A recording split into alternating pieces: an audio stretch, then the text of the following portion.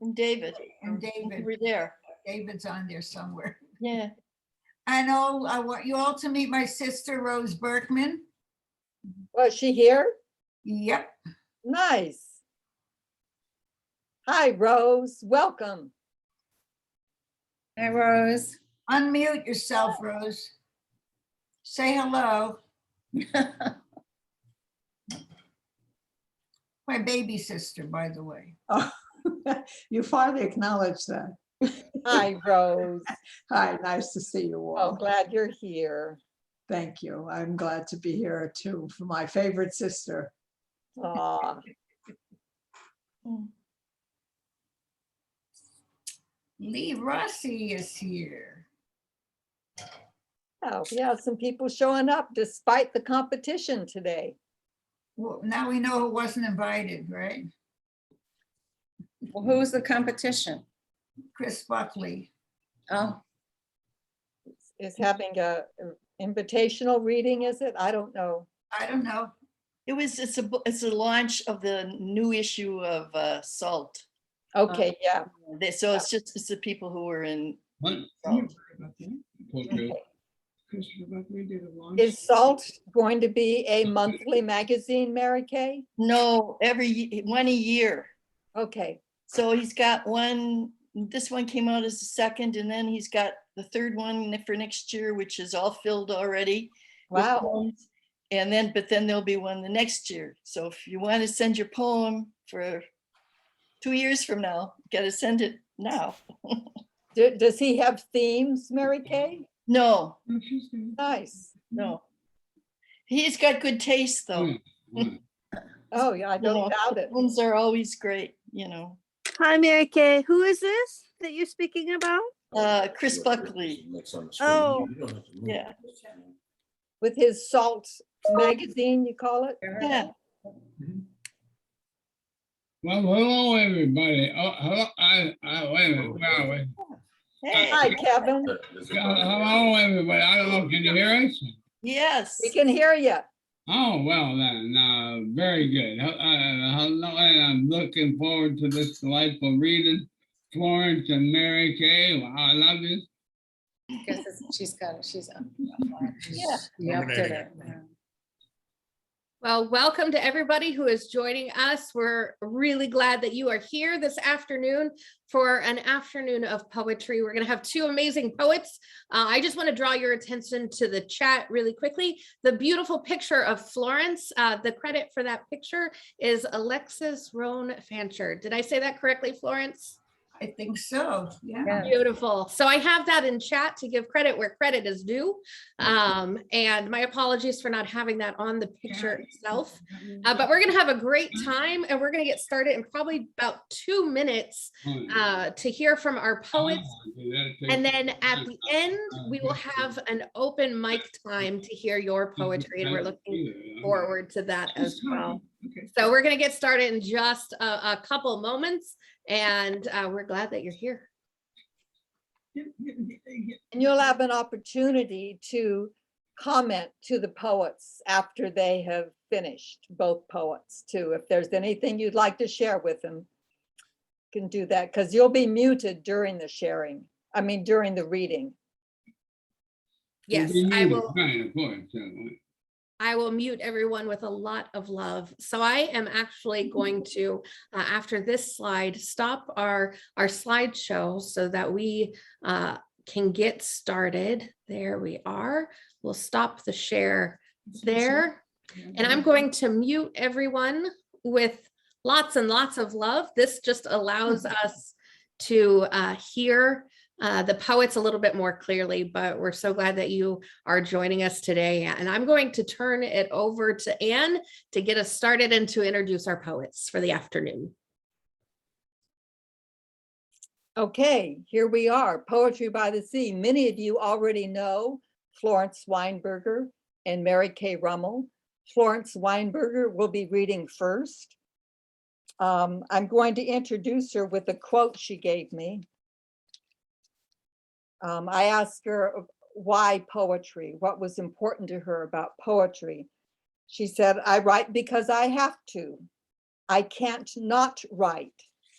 which made me kind of laugh because I thought all you have to do if you want to torment Florence is take her pens and papers and pencils. So we're going to get started with Florence Weinberger. Here you go. The host has unmute myself. Okay. Yeah, thank you all for being here. I don't know why I was co-host, but anyway, people keep asking me to let them in. Well, let them all in. Absolutely. We will be letting them in for you, Florence, so no worries at all. You're Okay. good to go. Great. Okay. Okay, I'll get started. Some of my friends are crazy. I say that with gratitude. I'm not afraid they will gather knives. I say that without conviction. I have a tendency to go with my gut, and I've gotten sold out. Mostly, though, I've been lucky. I understand the enchantment of their madness. And though they may not love themselves, I can get romantic. I can forget to keep a distance. Sometimes when I get a whiff of their derangement, I'll sacrifice my reticence and I'll move closer to the quirky narrative of lives that teach me some love needs to fly higher than God to escape its barbed wire fences. I hope none of my friends are take that seriously. I hate you more, roared out of the camper I passed and hit my right shoulder, stuck to my skin like a coating of carnage. Someone inside must have said, I hate you, in order to start this war of words. When I hate you more flew out once more. Each repetition stripped of nuance. Yet they woke a memory of cries propelled like a frisbee between a friend and her child. I love you. I love you more. Back and forth, they screamed at each other.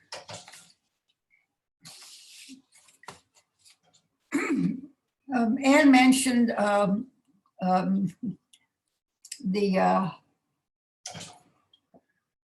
pandemic, of course, and how it's affected all of us. And I must say that was part of me that was not totally unhappy to be, I wouldn't say isolated, but I had a lot of solitude and a lot of opportunities to write. But the one thing I really miss a lot was traveling. I did not travel. I didn't stay in places very long. Traveled mostly with tour groups, but I did get a lot out of it, and I miss that. So I'm going to read a few poems about my travels. And you know, a lot of times people who travel on tour groups, that's all they talk about. Where have you been? Where have you been? I'm trying not to bore you in that way. So why do you travel? Asked the New York Times. And 676 people emailed them photographs, which zinged to my email. Each a landscape or legend sent from the world of people with open eyes, who open their lenses and snap what they love when it signals with tingles. From single rocky outcrops and desert vistas to cowboys and shoppers, revelers and trains, trash piles and pilgrims, blazing decorations, gracious rivers and icons, parades and carnivals, wild faces and line faces, the silos, the frenzied horses, cooks and caravans where gypsies tented and repaired broken pots, my longing stirred for what I will never jump off, climb onto or into or risk in countries run by informants, dictators, fanatics, but thank you, New York Times, for showing me people grinning, walking and riding and praying and swimming, posing and clicking, eating and kissing, hefting potatoes, planting rice, sifting beans, selling umbrellas and flowers and trinkets. You showed me sleepy cobras selling umbrellas, but the cobras are not selling umbrellas. Okay, sheep with funny faces, baby elephants nursing, rainbows vying with hot air balloons, the convergence of two rivers, rituals and iguanas, drums, green champagne bottles, frescoes in Umbria. Thank you for taking me to Umbria, to a mosque in Casablanca. Thank you for leaving out the cracking glaciers, despairing lifers, druggies, serial killers, bullet holes on government buildings. Thank you for thrilling me with spewing volcanoes, saintly monks and cities on stilts, lions and replicas of Viking ships, women carrying encyclopedias of freight on their heads, romantic bridges, bakery windows, reef cuts and sand dunes, zebras and sleeping dogs, the Kurama Fire Festival, the Kazakh eagle hunt, spiders and bicycles, and at last, Positano. And then I list all the places I've been, but I'm going to skip that because, I'm going to not leave out Brooklyn. I know why you go. I went to taste the noodles, to sense the other, to break my cycles, to savor my delirium, to buy something useless and something local. And these are notes I took on the journey. I ate fried crickets, lotus flowers, lotus root, yak leaves, no, the yak, broken rice beetle leaves, staples cooked in uncommon combinations to pepper the breath. I let cultists drench me under icy cataracts of clear water until I grew silken. I held a crimson spiked rambutan in my hand, pierced its skin with a fingernail. Its juice ran down my arm like pencil thin mountain streams. Peeled it, I ate it. Invincibility changed who I thought I was. I can die unafraid. This one is Roads Taken for a Reason. It was in Hawaii. I'll read it. I lived to survive it. I survived it.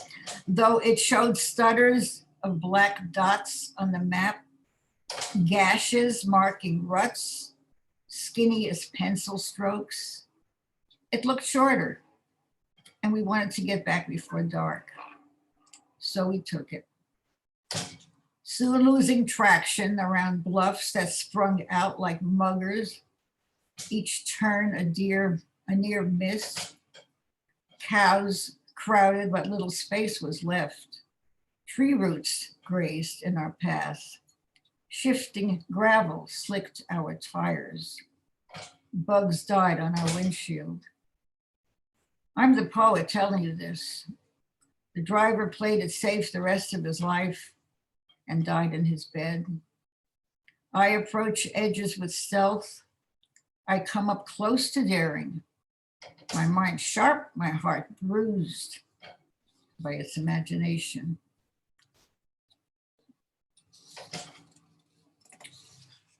If some of you have traveled like on buses or trains and you've passed something that grabbed your attention and you say, oh my God, it's gorgeous. I could really live there. That happened to me in Norway.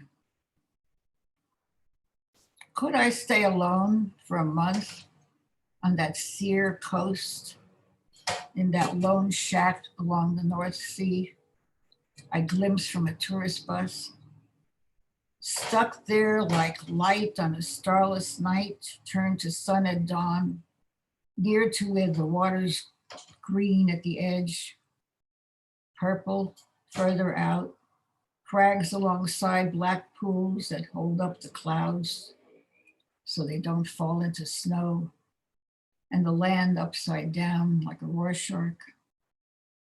Where do wishes come from? Like a Rorschach, strip me naked. I'd be revealed in 2 days for the coward I am, afraid the greedy waves could suck my heart out to sea and sink it. Every coastline holds a waking dream. When you've reached the end of land, you expect to be done with it. I've lived here 10 years and waiting. It's January. I'm starting again. My pantry stocked, shoes by the door. I wish that was true. Wrote this poem a long time ago. I'm not going anywhere. This poem is called I Got Roped, and I think it was in Turkey. I traveled to return with evidence. I hung a camera around my neck. Remember cameras dangling from your neck?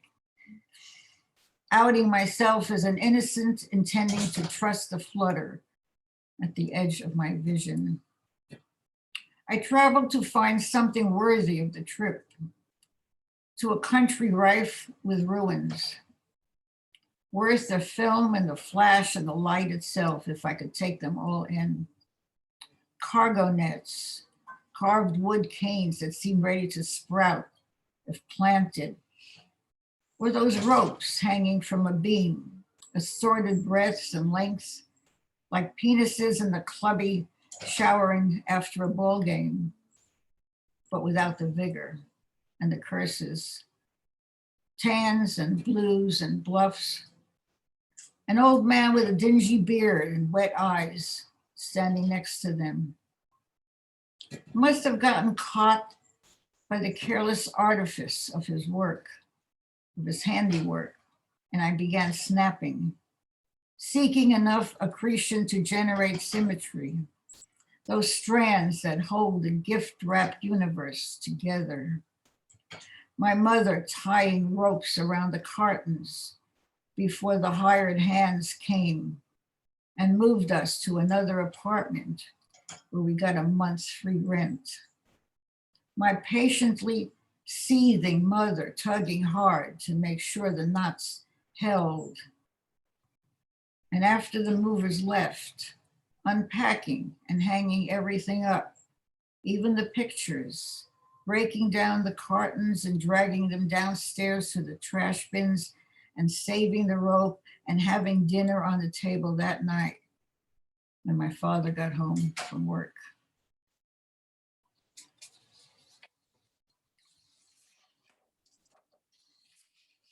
Vietnam, 2005. That boy is so dimpled, so beguiling is his grin. Tourists passing through stop to watch him pitch himself onto the back of a water buffalo, 10 times his size. Its fetlocks sunk in mud, its haunches high off the ground. Watch him flex his thin arms to show as he somersaults down. He's tamed that beast. Lands nimbly on his feet. Can't be more than 9 years old.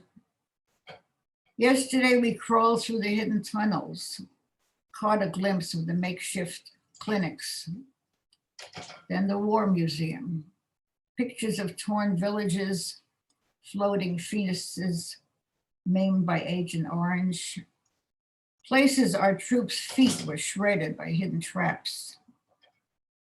The child jumps again, nimble as a cat, until his skin and mud are one. Cameras click and click. I give him all the coins I have. They're worth a mystery to me.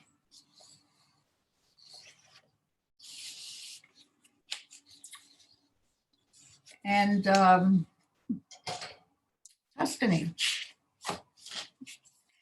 My daughter drives me around in Tuscany. Looking back, castles in Chianti common as gelato. Our silence or comments in terse monosyllables at first screened the tension, then slowly dissolved as you drove with ease up toward the high-walled towns, back roads, unraveled where olive trees wavered and galaxies of sunflowers, grinning their clown colors, made us stop and pose next to their heliotropic faces. Then what looked aimless, driving past tangled grapevines. We talked away some of that past, let some simply pass. So we couldn't miss the accidental restaurant. Talk like longtime friends about a simple sauce of fresh tomatoes, olive oil, basil, something more. The village fair we chanced on, the generous cheese man slicing samples, until I sense what you want me to remember, what you want to show me, as if in a previous life you'd already planned this life in order to find your way back. Hope to show me how you're at home here where I've never been before. Yes, I see now. There is more than one home on earth, more than one journey to get there.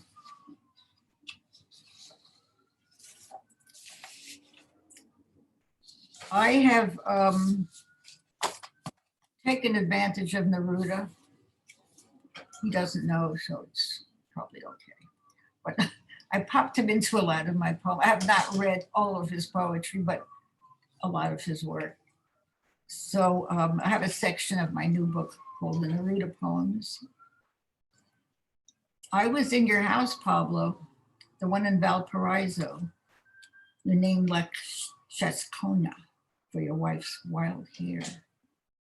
Spiraling up the stairs, I did not touch a thing. Not one ancient map or ashtray. I admired the African masks at a distance, made sure to gaze out of every window so I could consume your view. Not only the painted houses, the seaports and the criminal alleyways, but your very singular point of view. How you drew love out of those alleys, how you found your political passion while imagining both sides of heaven. I was in your house, Pablo, in your song, in your vicinity. I intrude again. I shoehorn your name with its enticement of dulcet syllables shamelessly into my poems. Naruto. This is my last poem because I finally got home. Blue dreams brought me here. Because death is a silence for which the only word is silence. I listened for your presence, but all I heard were the ruins of my animal senses. Afraid discretion left by the raw listening to your last breathing.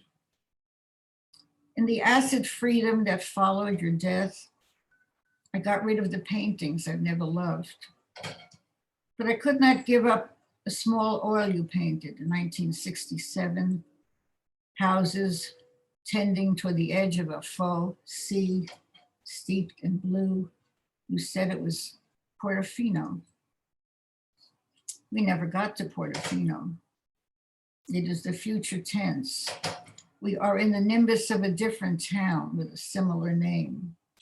its violet ocean reflecting the light glazed face of Positano.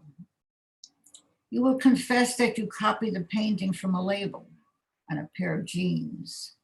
We will laugh.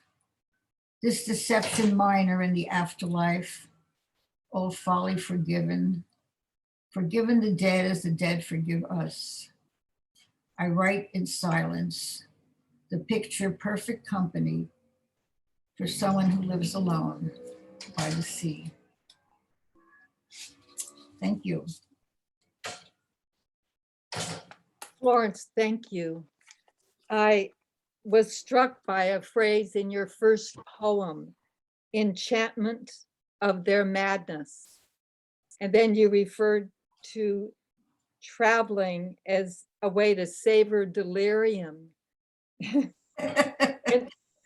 I just thought this was interesting. And to break my cycles, you said.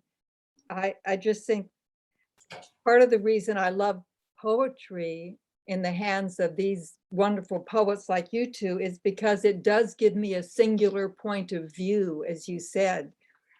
You know, Matthew Zapruder said something, poetry's where one imagination in the company of another can remember what it is to be alive and free.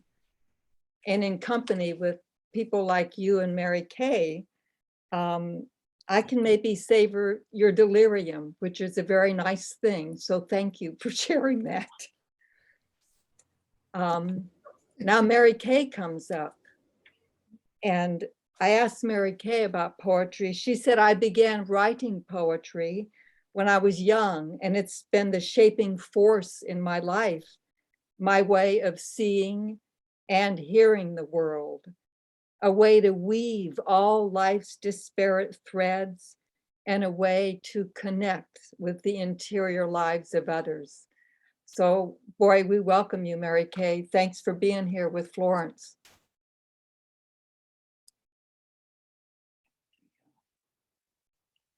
All right, thank you.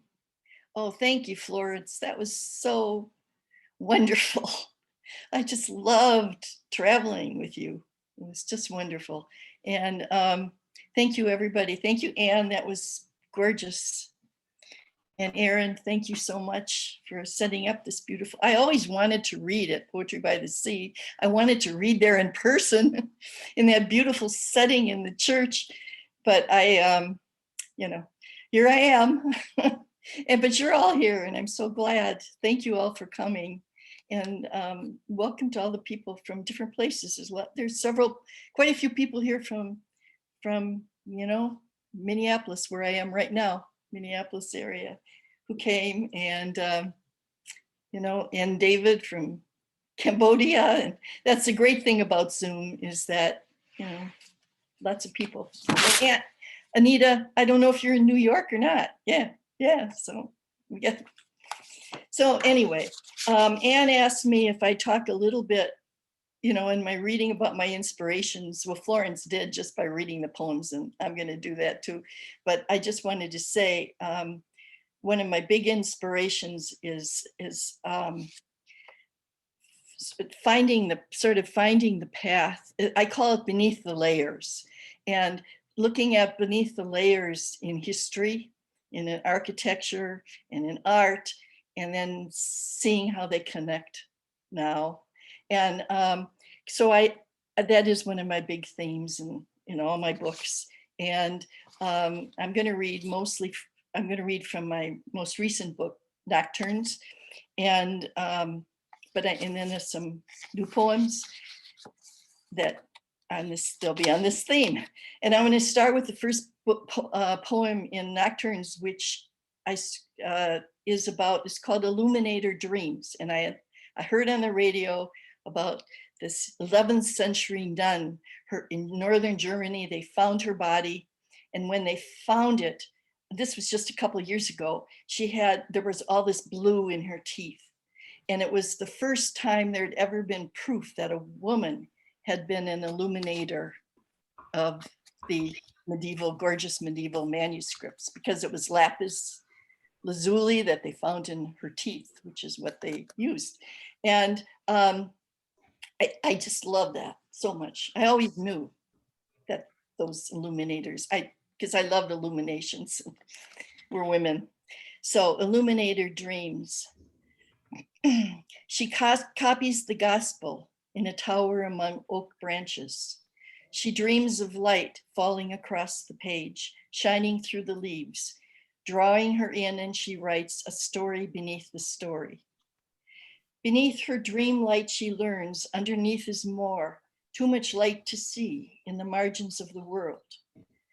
With a hard tip brush, she dips into ultramarine, made from crushed lapis lazuli, paints on calfskin, rests with a tiny brush in her mouth, wets it, readying herself to paint Mary's blue gown. Her painting, like the scribble of rain on the lake's wide page, breaking off light, breaking off when the light moves on. She follows deeper, weary, inside the room of rock, of rain. Dreams of lapis stones carried from Afghanistan by merchants along that great Silk Road, stones worth more than gold. Once she sat in sunlight near a waterfall, and once she sang near the southern sea.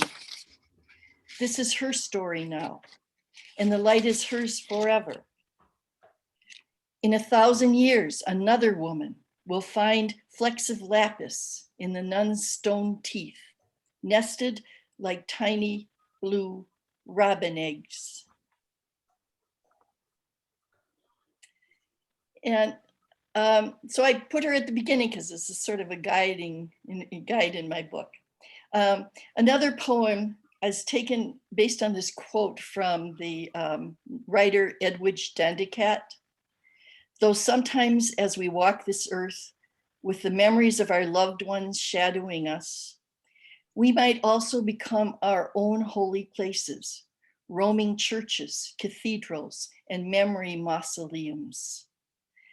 I love that quote, and this poem is called Roses and Monks, Birmingham, England. It's from the time when I was teaching in Birmingham, England, and my husband was in the United States, and so every night I got into reading these books about, these mystery books about Brother Cadville, who lived in this medieval monastery. He was a herbalist in Shrewsbury. So one time I took the train to Shrewsbury to see if I could see what was left. And this is that poem, Roses and Monks, Birmingham, England.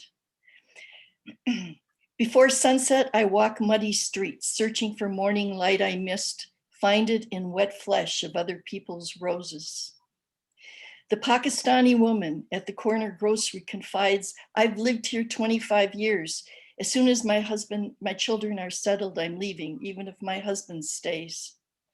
I help her wrap roses, scarlet, coral, and yellow in her own bright colors, and she adds, I miss my mother and sisters.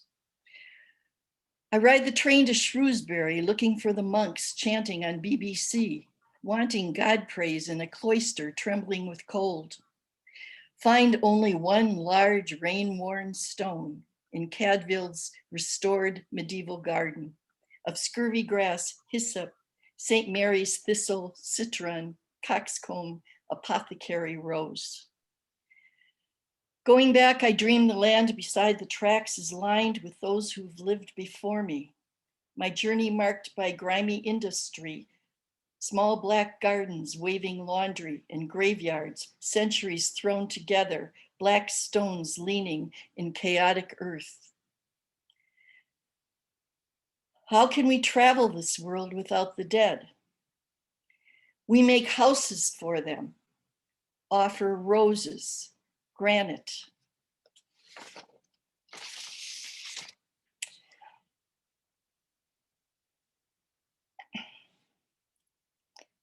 This poem is dedicated to my brother Jerry, who died a couple of years ago. Equinox of my brother's death.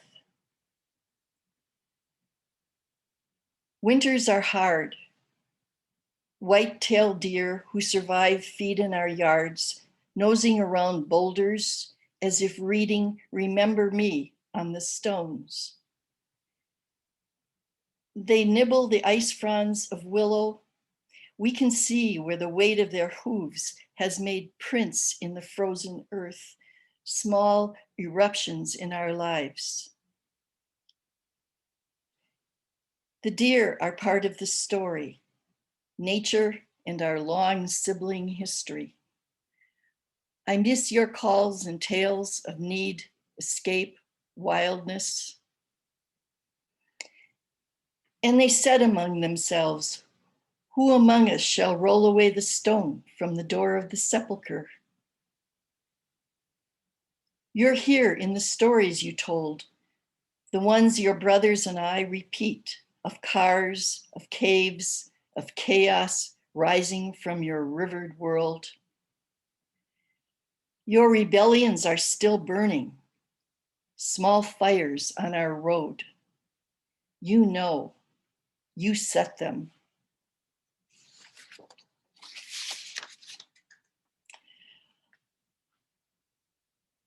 A new poem. It's set this, I'm like Florence, this is set in Chartres Cathedral in France. It's called Sonnet Lumière, which is the sound and music show that they have every night in front of the cathedral, but it's it's really the most beautiful building. And when I was last there, they were really finishing the cleaning of the gorgeous stained glass windows. And it's known for Chartres blue, which is so beautiful, and never since the 12th century has anybody been able to reproduce that color of Chartres blue. Nobody, people have tried and they can't, they don't know how they made it. Sonnet Lumière Chartres. Walking the medieval city, buildings crumbling in black, rows of blousy yellow roses, I feel cracked old walls absorbing heat. Outside the great cathedral, I lean back far enough to glimpse workers scraping scaly soot from stained glass. Inside, I study pantheons of light and blue illusion, where the Madonna seems to look on me with kindness. In her window, she floats in lapis lazuli of a southern sky, while sunlight falls burning, like this moment from inside out. When my mother at 80 was dying, she asked me to be sure my father didn't marry that woman from church who wanted the money she'd let him save instead of giving her the new kitchen she longed for. I'm sorry now that I laughed, knowing it would never happen. My mother fought against the hardest thing, letting go, as the seas rose in her lungs. Now I hold father, mother together in my mind and in my body. A talisman. Here, across a rising sea from home, I feel closer to them and to her. Besides these walls, I feel like a child holding shards of history, blessed by the sacred haloing of light as it falls through the Madonna, through her sea's 12th century cobalt. Tonight's offering, light and music near the great last judgment doors. Angel acrobats will fly across stone faces of the saved and the lost. I'll awake in the morning, cold, neck sore, stiff-boned. These things tell me the world is here, saying goodbye.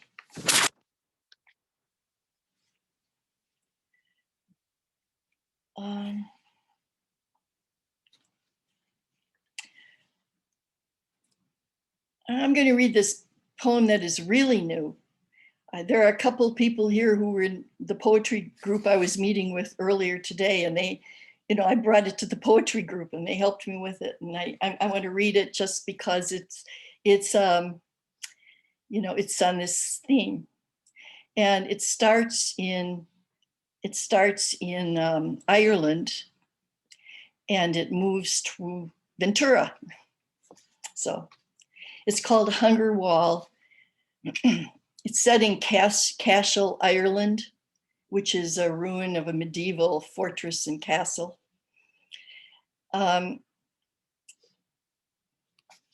Wall. Part 1. In the medieval ruin of Cashel, the gardener points to stones down the hill. See that pile, the gardener says? They call it a famine wall. Now I ask you, could starving men lift those large stones?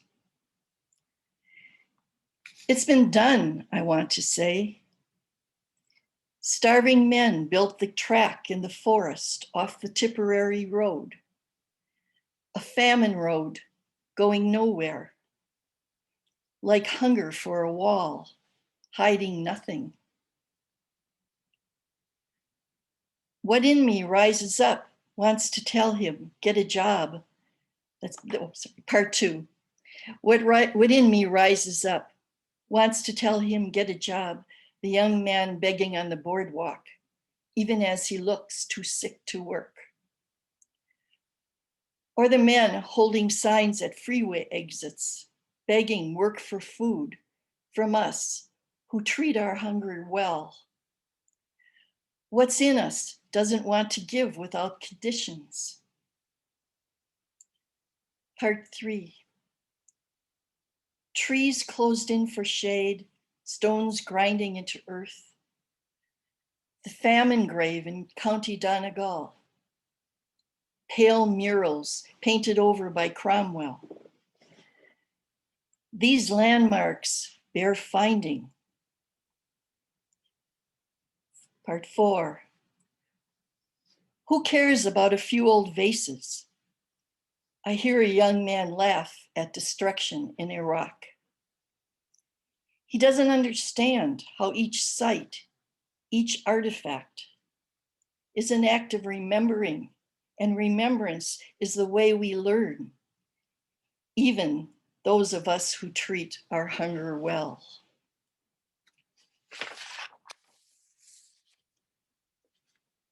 Thanks. Strange to read a poem that's never read before. Okay. Well, I also think of the layers of the world around us, the non-humans that are our past, and this poem is about that. Vanishing. We live by the mercy of things no longer with us. Red wings in their swale of reeds, the waterfall grown small, creeping its way up the rock face. Wild ranging roses hidden in bogs, pollen laid by for eternity. Weed in the haze and the heat on its way down the rootstock. The ponderous winds move slowly and sullenly, the stuff of dreams, while the earth crackles like peeling canvas, and everything a human being is made of sifts in the air. Dove blue plums blown to feather particles, gray white bindweed crumbles beneath clay where monarch, starling, and lark are lost for all time. What will we be when the glaciers are gone? Flood echo and fire silence.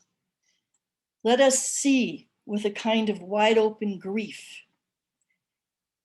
After images shape the wind that disappeared where they were born and died, shining all around us the way burned out starlight shows for a time in the eyes of the living.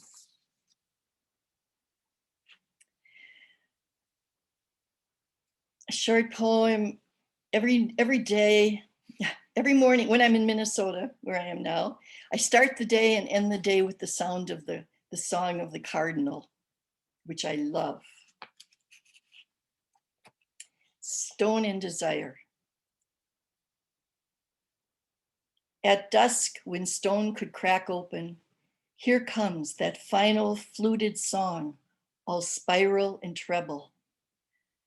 The leaf-banked cardinal has unlocked the sudden slim tunnel of its throat. All evening, the Luna moths cross thresholds of lily and hibiscus. Bees nudge deep beyond orange clutches of petals into widening honeysuckle emptiness. Such forays, like our own into the body, deep notes of need. We enter the liquid longing of the cardinal's twilight song, desires shape sinuous in the body's lonely splay.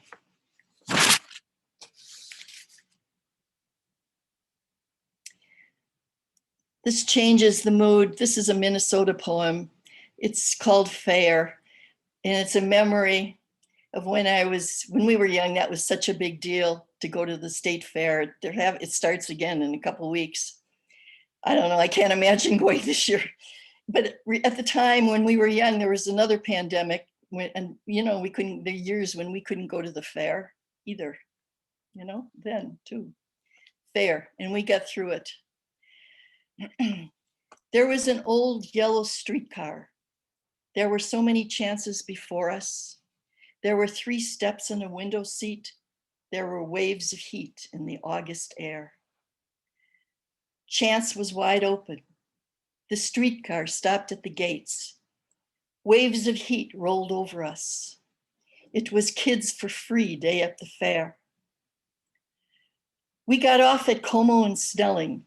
The gates waited, coins in our pockets, a feast of booths before us. We were full and forever, and it was free this day. Dreams were simple, a necklace strung bead by bead. We walked the streets of the fair, our coins heavy. Our parents worried about polio, iron lungs, money, bombs. Our dreams were beads figured one by one. The life we didn't know was the one we wanted.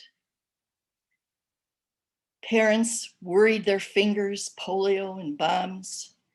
What would we give now for the fair of innocence? The life we didn't know was what we wanted.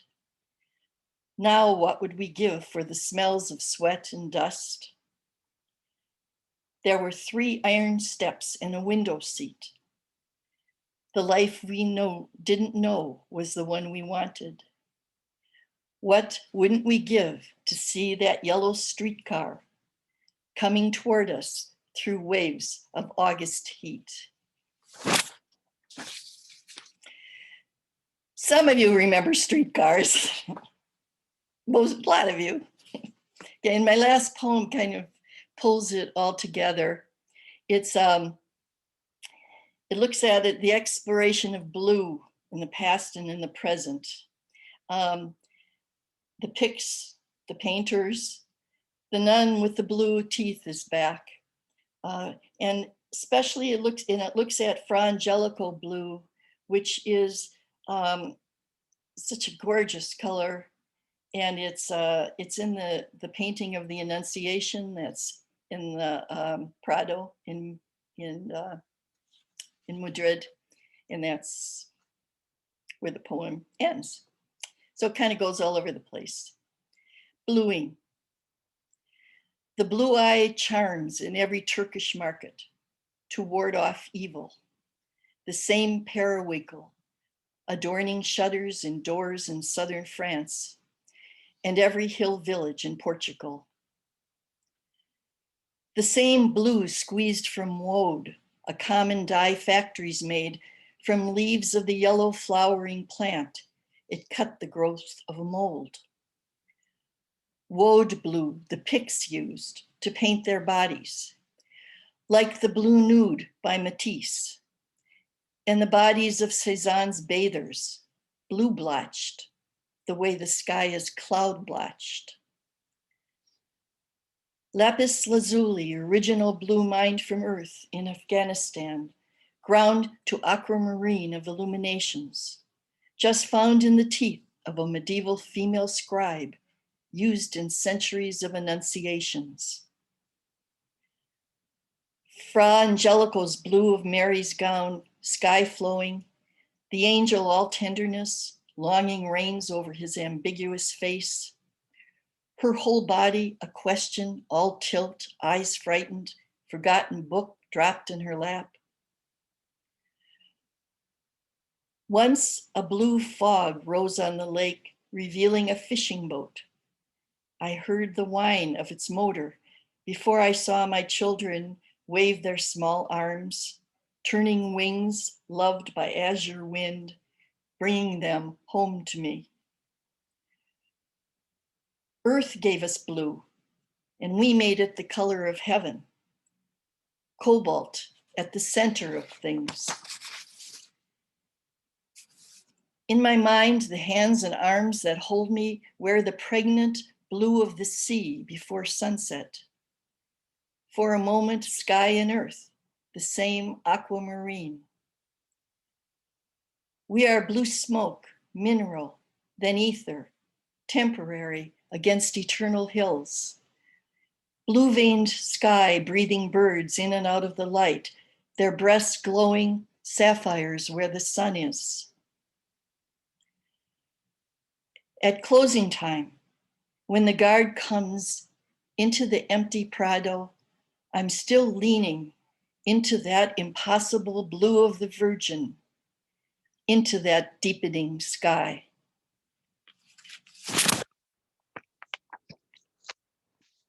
Thank you. Thank you, Mary Kay. We're going to let people make comments to Mary Kay and Florence. But Mary Kay, you mentioned the word annunciations, and it makes me want to explore that in my life. Oh, So thank really? you. Yeah, it makes me want to explore that.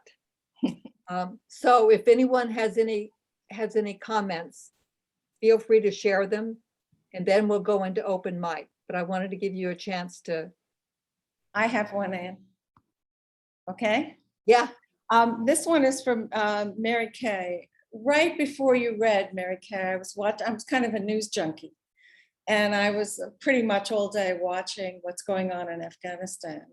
And I heard a few interviews with women who are distraught, who can no longer pursue their art or their learning or their schooling for their children.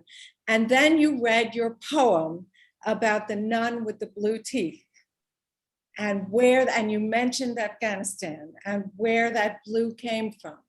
And it made me weepy.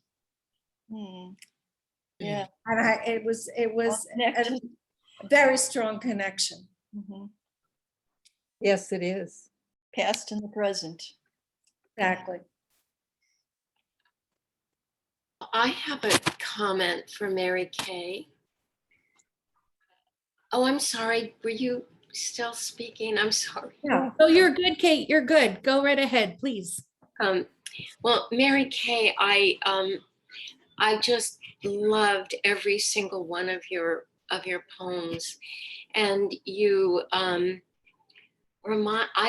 been to Minnesota in the winter, and it was shocking for this California woman, and I thought that my lungs were going to freeze over. It was hysterical. It was so fun. But I would like to buy your book, this recent book.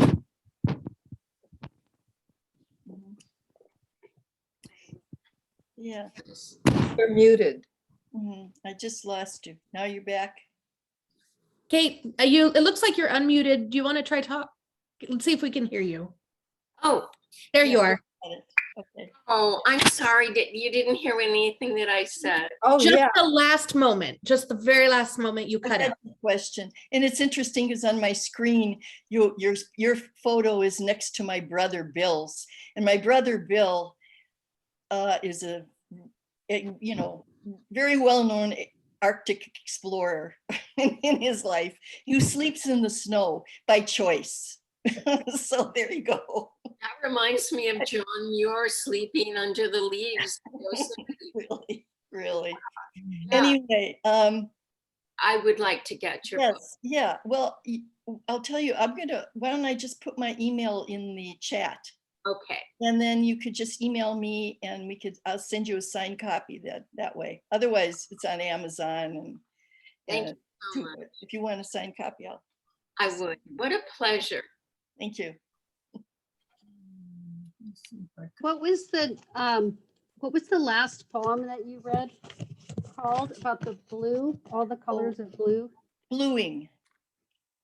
And is that in your book? Yes, that's one of the last poems in my book. I sort of put the nun with the blue teeth at the beginning and at the end. Nice. I love that. That line about the birds. Mm. Yeah, I can't remember it exactly. That passage. Could you read that passage again? That was so beautiful. Oh yeah. We are blue smoke, mineral, then ether, temporary against eternal hills. Blue veined sky, breathing birds in and out of the light, their breasts glowing, sapphires where the sun is. Mm, mm. That's really wonderful. Thank you. I would also invite you to go through the chat. There is some deep gratitude for both of the poets.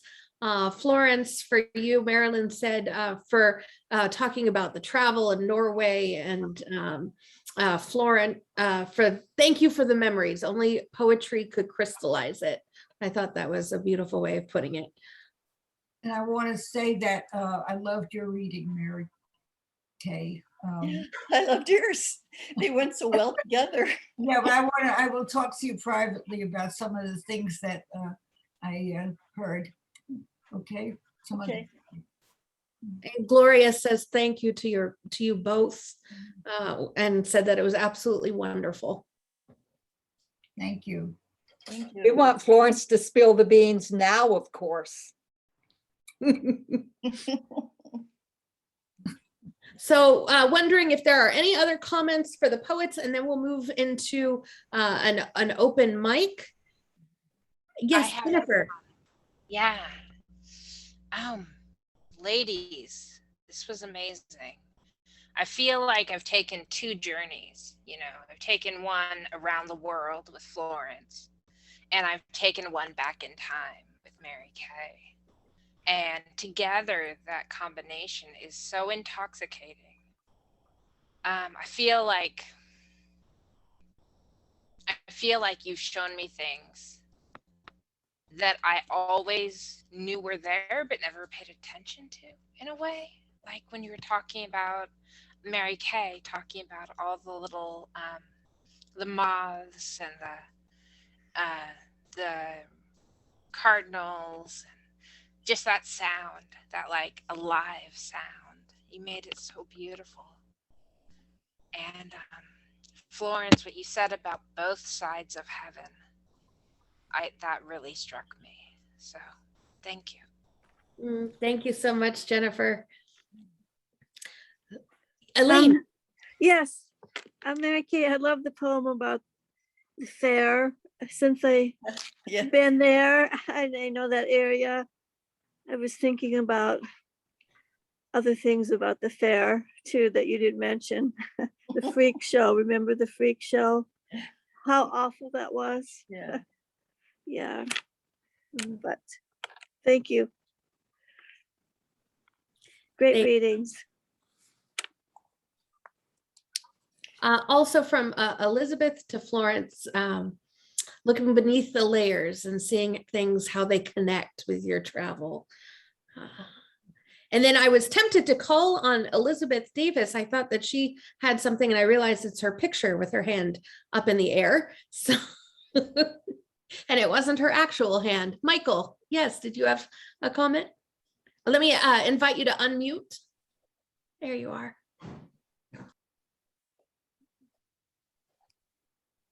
Can you hear me? Yes. Yeah. I think the main thing that I felt about both of the pieces that I heard was I was transported to all these places, and a couple of places that I went, as far as at least within looking distance, it seemed like a, you know how like sometimes when you go places, there's like some part of it can be a little on the seedy side, you know, that type of thing. And so that was one of the things that I picked up on. And then I feel like I was almost like a Game of Thrones for a minute, you know, but it was, you know, if you guys were charging for this stuff, it'd be worth it. So I really feel like I got something by being available. Thanks, Michael. I'm so glad both of you took your time and read so that we could really listen well. Thank you both, Mary Kay and Florence, for doing it that way too. Made it delicious, really made a delicious experience. I would agree. I wanted to say something quickly. Yes. I loved both of you, such a wonderful poems of light that sent me other places, but also your faces and your body energy changed so beautifully as you got deeper into your poetry. So that was really very moving to me. Mm. Mm. You know, when I was a lot younger, not young, you know, I used to see older women read, and they would get up there, you know, and they'd look like older women. And then they would start to read, and they would be just totally transformed. And I you know, and it always made such an impression on me. And I thought, oh God, I hope I'm like that. You know, now I'm an older woman and I'm on Zoom. I don't know, it's not quite the same, but I still remember that transformation though that you're talking about, you know, that when sort of it would come through. Yeah. Yes. Yeah. Both of you, really. Yeah. Thank you.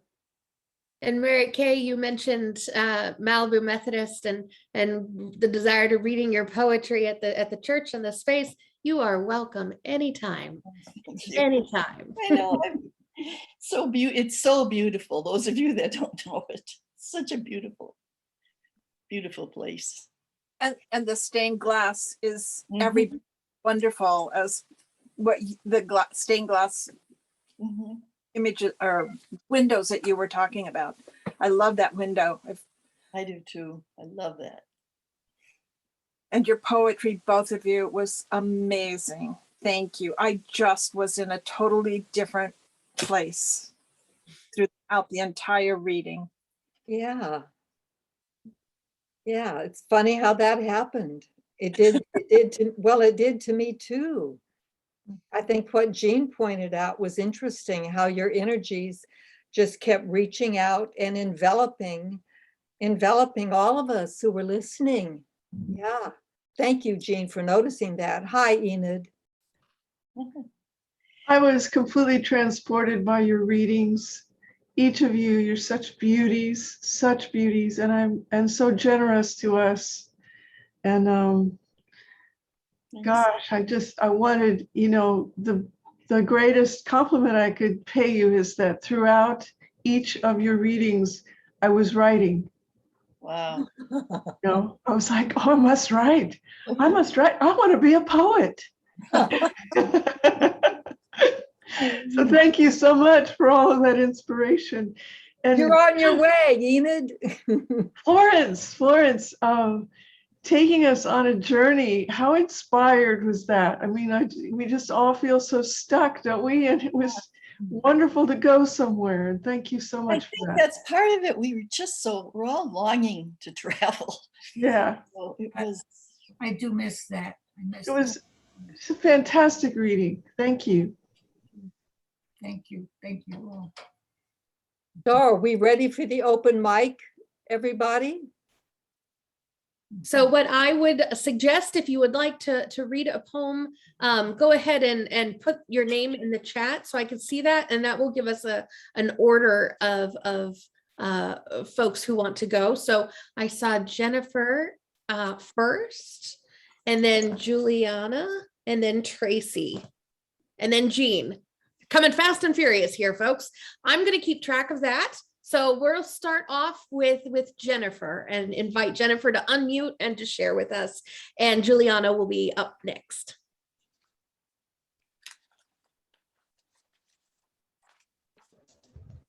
Hi, guys. Just half a second. Okay, so this poem is ekphrastic.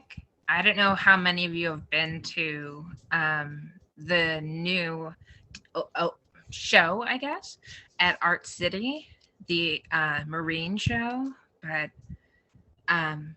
Paul Lindhard, who is an incredible sculptor, he did a lot of work in the show, and one of the things he made was this whale, and it's all smooth on the top. It kind of creates the shape of the whale, and the bottom he really let the stone speak, so it's kind of rough, and it's amazing. So this is a poem that I wrote about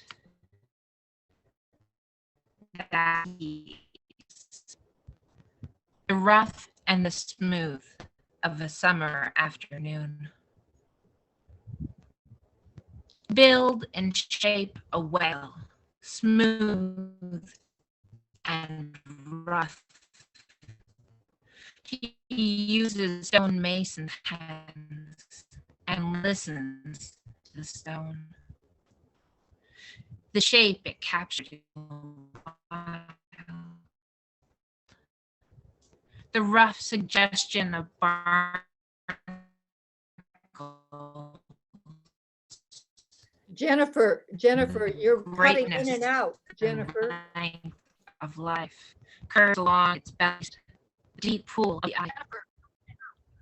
Shit, is this better? Let me try. There you go. You're back. Okay. We can, yeah, you're clear Tell now. her to start over. Please, Start over, please Jennifer. start over. Yes. Okay. I apologize. Technology. So, okay. The rough and the smooth of a summer afternoon. To build and shape a whale, smooth and rough, he uses stonemason's hands and listens to the stone, the shape it captured in the wild. The rough suggestion of barnacles and the greatness and length of life curves against its belly side where it rests in the sand. He elucidates the deep pool of the eye, the stubbed off drop of the rock that is the maw and the jaw of the gentle giant, waiting openly for the expanse of the ocean. Smoothness of the line that links the top to his tail is interrupted by a sheen of sandy iridescence of metal opalescence in the July sunlight. It speaks to me of careworn things, of grooves and play equipment, swings long loved and long smoothed by hundreds of hands, feet, and bottoms on far-slung summer afternoons, when the heat is so sharp it turns soft and clings like bat around our faces. Children are like the rain, he says, looking wildly at the scene last night. The avant-garde stripped down and downy, with two children racing up to the sky, then tumbling down into the sand, where it waits for water, open mouth. I'd like to have a dozen children for every adult here, he says. And I think about floodplains. I think about high seas. I think about his whale breaching the dark and churning water. As droplets dance, still as static, across it, and hyped up ballerinas with gauzy pink tutus, slippers, moving through the dance space with it moving through dance steps nearly in sync. The happy faces of the proud onlookers, moms and dads who dole out to feed their children's dreams, invisible to these little ones as an imaginary hand, reaching and receding into just the way it is, while a whale long at sea sings a new song, with no one to listen, no one to record. Still, it's beautiful anyway, spilling out into the void. Still, it's beautiful anyway. Still, it's beautiful. It's beautiful, beautiful. Before it's gone deep, swallowed slowly by the ocean into the finite infinity below. Thanks. Thank you so much, Jennifer. Thank you. All right, Juliana, we invite you to unmute and share with us. Thank you, poets, for your beautiful reading. And I just returned from Astoria, Oregon, to escape the heat wave and the smoke. And blue seems to be a theme. So before I read this poem, I just want to recommend The Sound of the Sea, this book, Seashells and the Fate of the Oceans by Cynthia Barnett, since we all love words and nature is coming through. So here's a short poem dedicated to Astoria, Oregon. Mouth of the Columbia River, mouth of marine mist, mouth of morning, the graveyard of the Pacific. In Astoria, Oregon. Oregon does not seethe with temperance. Temperate rainforest climate, climate of smoke, climate of fire. Swallowing wood, I run, heaving my body into the marine mist in Astoria until the calming graveyard of the Pacific says, lay down your soul and let go now. That's it. Thank you so much, Juliana. Beautiful. All right, we have Tracy, please, to unmute. And after Tracy will be Jean, and then Carol, and then Anita. So Tracy. Okay, thank you. Thank you, everyone. I loved all the poets. They were beautiful. And the blue teeth, I just can't get that out of my system. And I think that's a good thing. I hope it stays there forever. I wrote this piece. I took a leap of faith and moved somewhere I've always wanted to live in December during everything, and moved to an area I didn't know one person. And so I'm still in that process. So this is the piece I wrote after landing. It's called Lost and Found. 1 a.m. Lost in the darkest, deepest indigo night. I stumble out into the yard and take in the tiny stars that pinprick through the sky. Shooting star lights, dare I wish? Lady Moon is beaming with an aura, reassuring me in her majesty. A flicker of lights, tiny part is found. Lost in this newness at a time of universal isolation. Walking country roads, strolling the orange groves, looking for something, I don't know what it is. Mother hawk screeching, piercing the veil, guiding her babies. Nature knows there is a way. Flicker is floating, smallest part found. Talking with new ones, vulnerable and unshielded, exposed and open. I reach for my mask. She dissolves and disappears. Shaky center, wondering, still wondering. Small flicker of lights, lost and found. Thank you so much, Tracy. Thank you. Thank you. All right, Jean.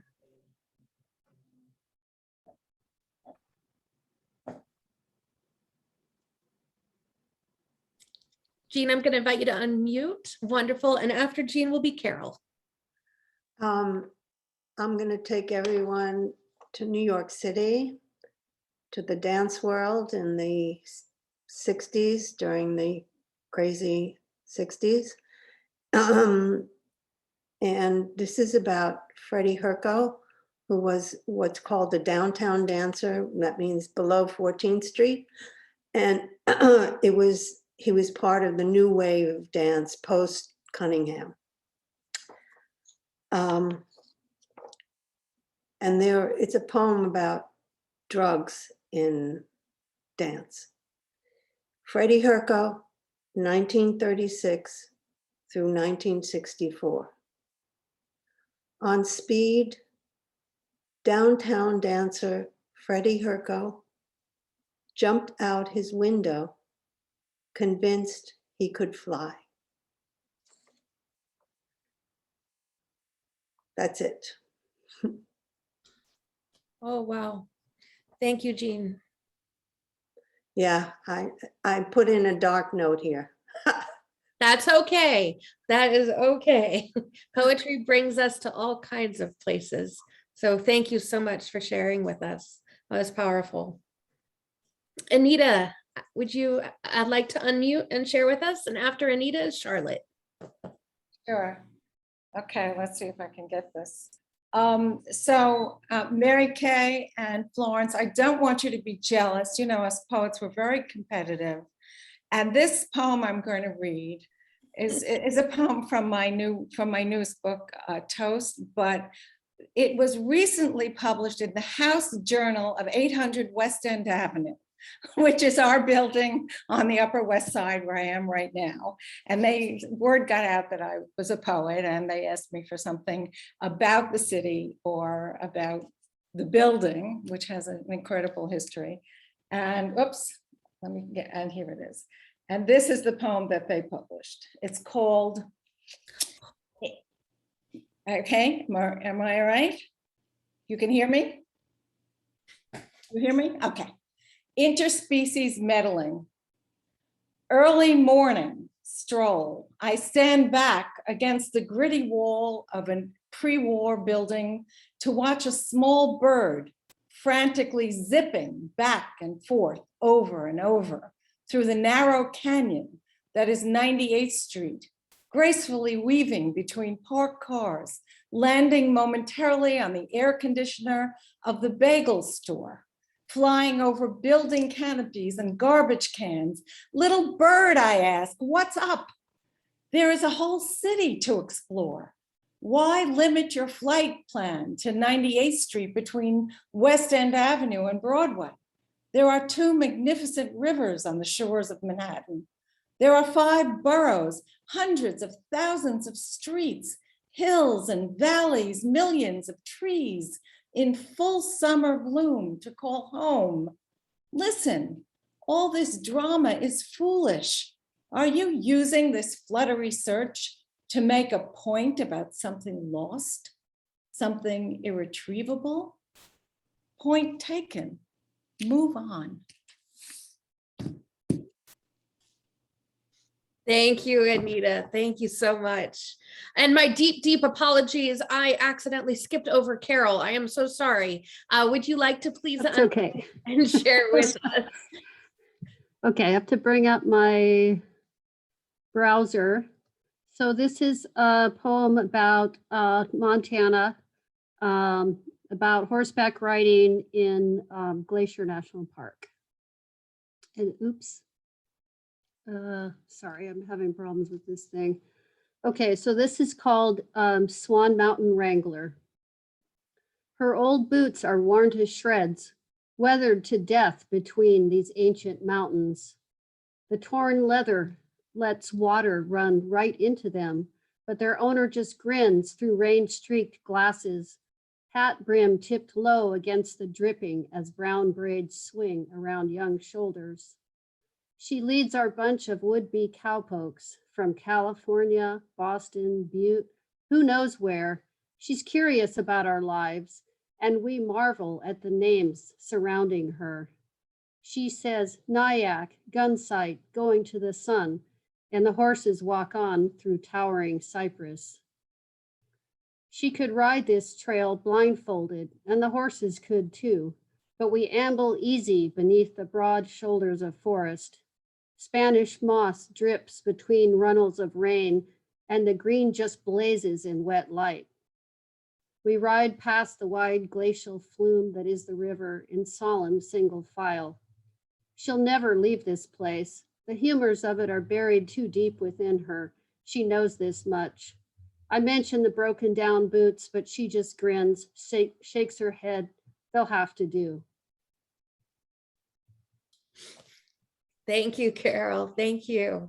Wonderful. Thank you. All right. I'd like to invite Charlotte, and then Enid will be up next. Thank you.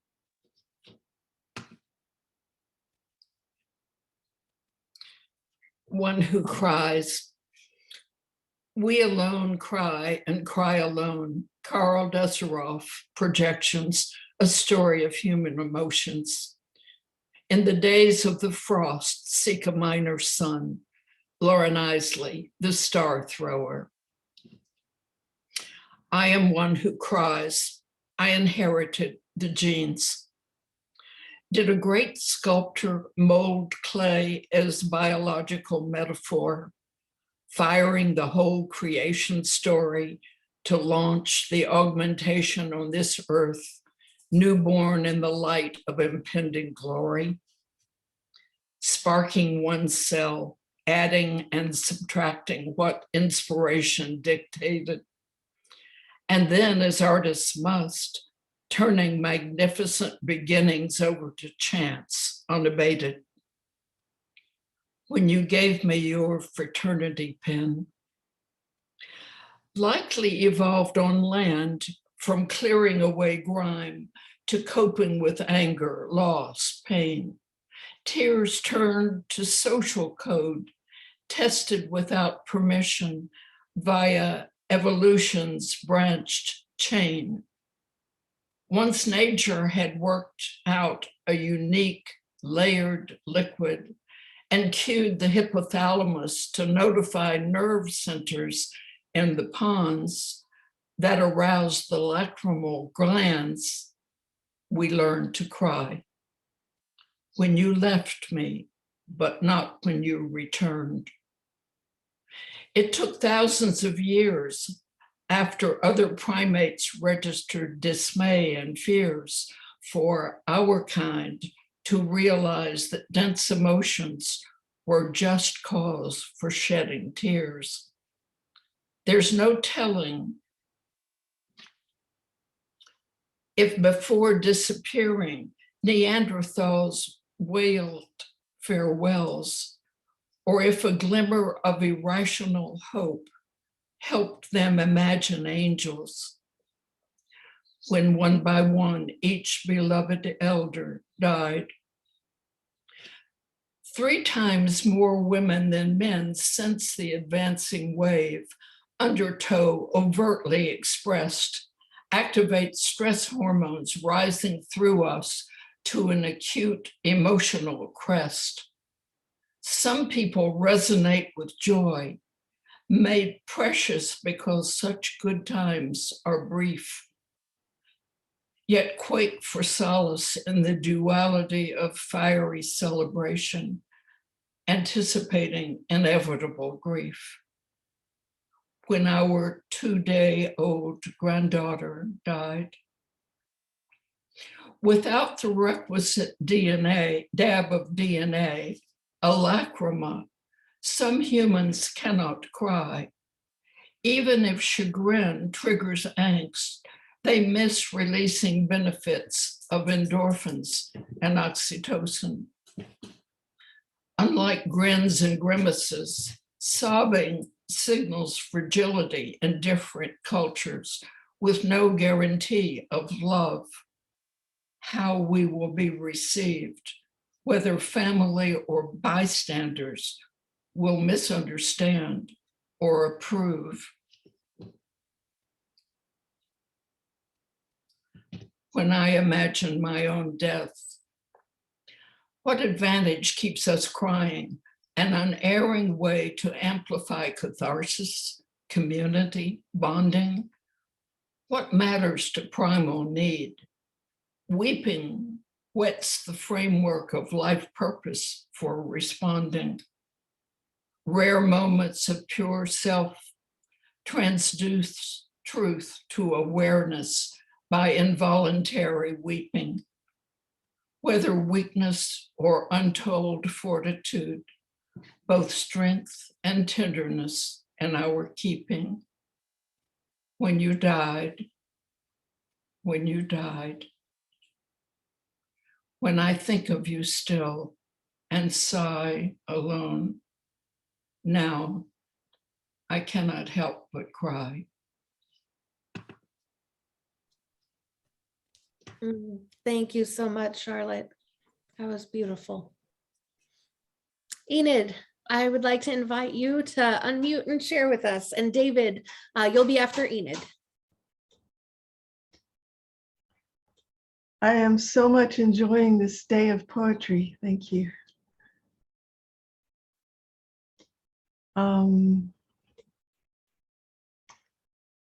Mary Kay, I've been writing with a theme of blue as well for some time, and can you all hear me?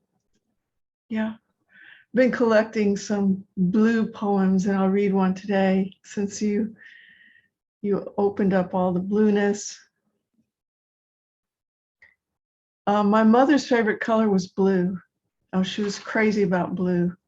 And her mother's favorite color was also blue.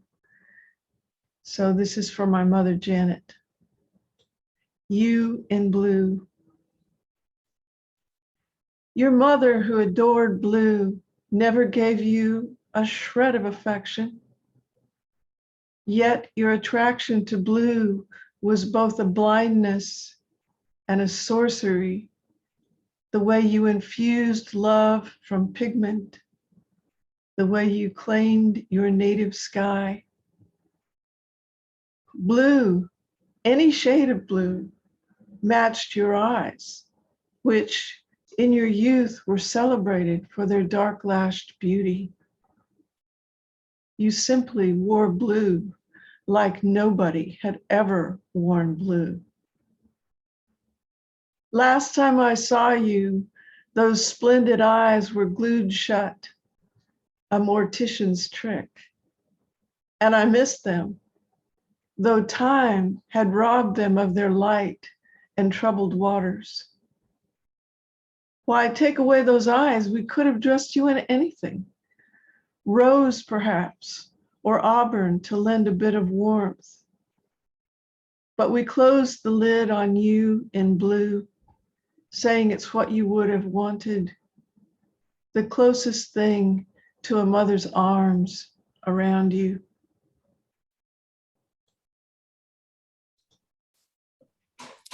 Thank you so much, Enid. Thank you. David, I would like to invite you to unmute and share with us, and then we will close with Jane. Thank you. Thank you for putting on this wonderful reading today. The words are still turning around in my head. This poem is called Before and After, and it comes after something that Florence said to me once, which I use as the epigraph. There's now going to be before and after. Expectations make the worst enemy. They are easily confused with presumption and most often followed by disappointment. Say you're a blackjack player standing on 20. The dealer shows 5. You expect to win. The dealer takes a card, 21, you lose. Naturally, that doesn't happen every time. But every time it does, that you lose stings more than what you lose. It's not that you're accustomed to winning. The world makes sure of that. Still, you bet a different day will bring a different luck, although experience shows fate is faithless too. Your understanding of life will deepen in time based on whether you're the eater or the eaten. This is a poet's house, even if you didn't see disheveled piles of writing strewn over the desk or thin books within reach of any sitting place. You would feel the weight of language present in every breath. Up early as usual, the shuffle of slippers brings the poet herself, still lagging a bit behind the young morning, measuring the number of steps to the kitchen. The quiet offers time to sip a cup of tea, look out the window as the silver light glistens off the gliding wings of gulls. Out of the depths of her education, lavish language blossoms in the air. Good morning is all she manages to extract, as much of a wish as a blessing or a fact. Thank you. Thank you so much, David. Thank you. And I would like to invite Jane.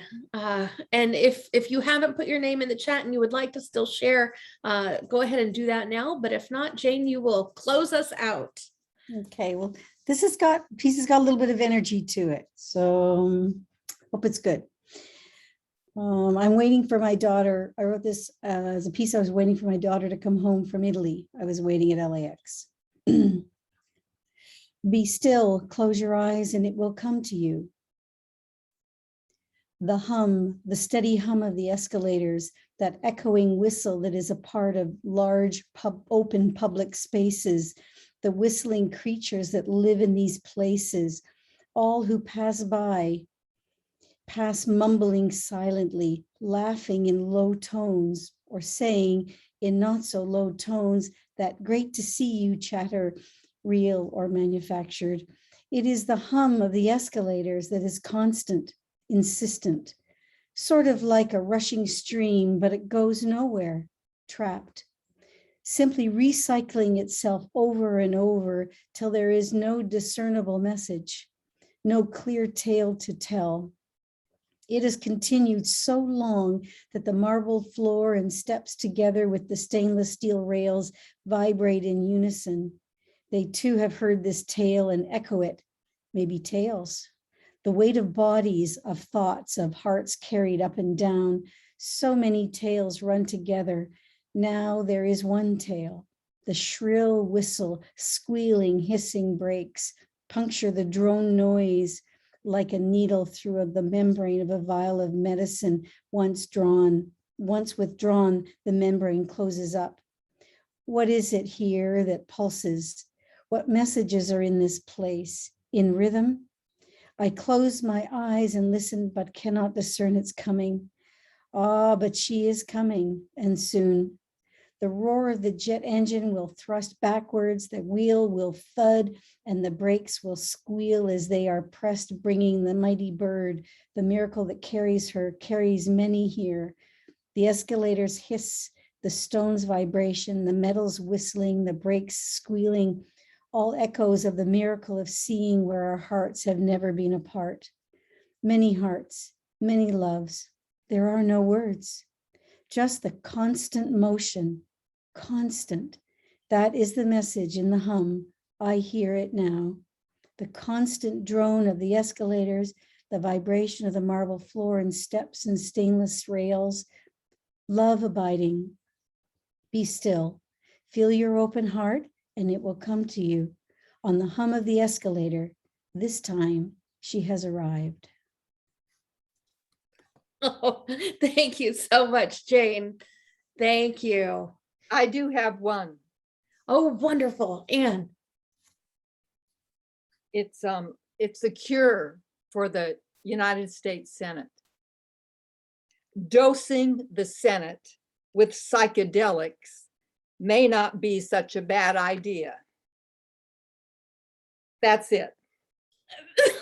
That's the best poem I've ever heard, Anne. Right.